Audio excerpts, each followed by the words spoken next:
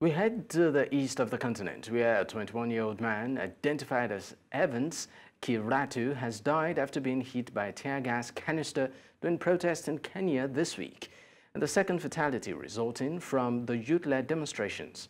Ogada's death comes on the heels of another fatality reported on Friday, when a police watchdog said it was investigating allegations that a 29-year-old man was shot by officers in Nairobi after the demonstrations. Led largely by Gen-Z Kenyans who have live-streamed the demonstrations against tax hikes, the protests have been galvanized by widespread anger over President William Ruto's economic policies. Several organizations, including Amnesty International Kenya, said that at least 200 persons were injured in Nairobi after Thursday's protest, which saw thousands of persons take to the streets across the country.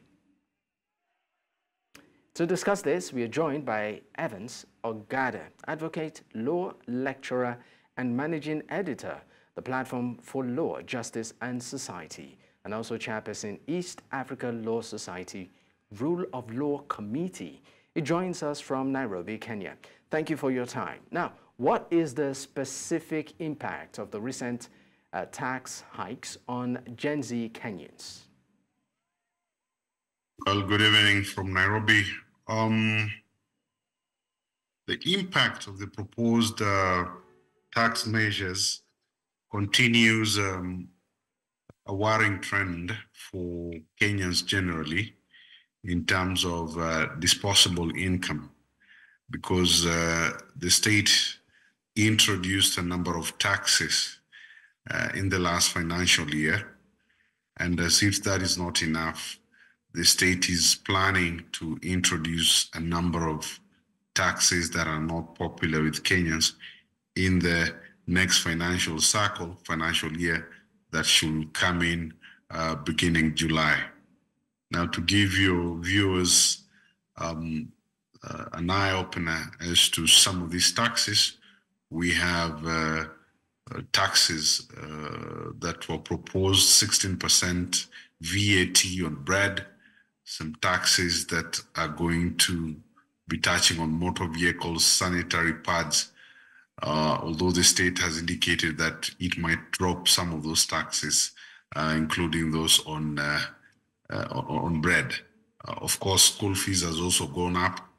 Fuel might also be impacted. That's why these young fellas are out in the streets.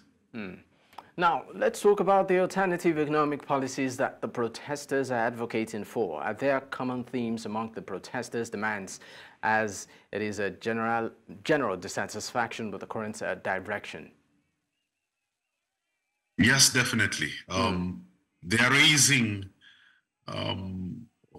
general concerns with regards to profligacy or wastage by government.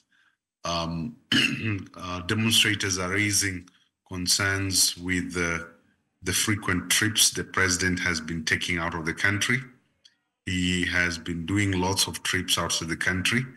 He has, in the last couple of weeks, just within this month, chartered private planes twice to go for foreign trips.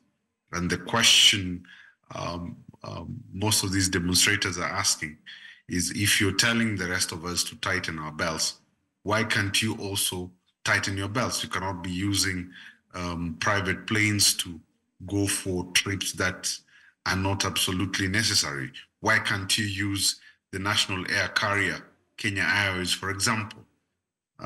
We also have a lot of trips being taken by government officials. The Auditor General has flagged some money as not being accounted for.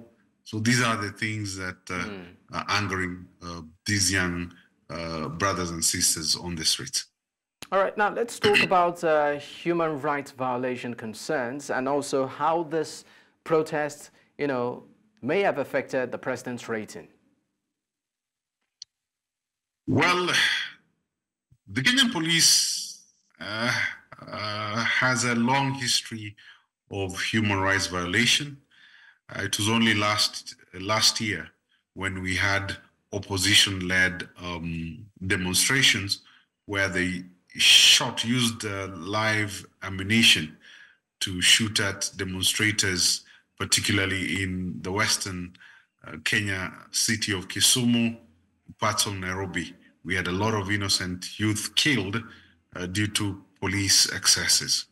This time around, the protests were largely peaceful by young people. Again, the police wait for the evening because we have clips, videos of one overzealous and uniformed police officer, a police officer who did not have uniform, draw his gun and shoot at fleeing youth. In that kind of environment, definitely you're bound to kill people. And we had this young man, 29-year-old Rex Masai, killed the other day. One of his colleagues also passed on yesterday. He was hit by a tear gas canister in his private parts. So you ask yourself, why will a police officer, properly trained, aim his tear gas canister at the private parts of a young man? It doesn't make sense. All right. Thank you so much for, of course, the insight you've given us on the news tonight. Once again, thank you for your time. Thank you very much.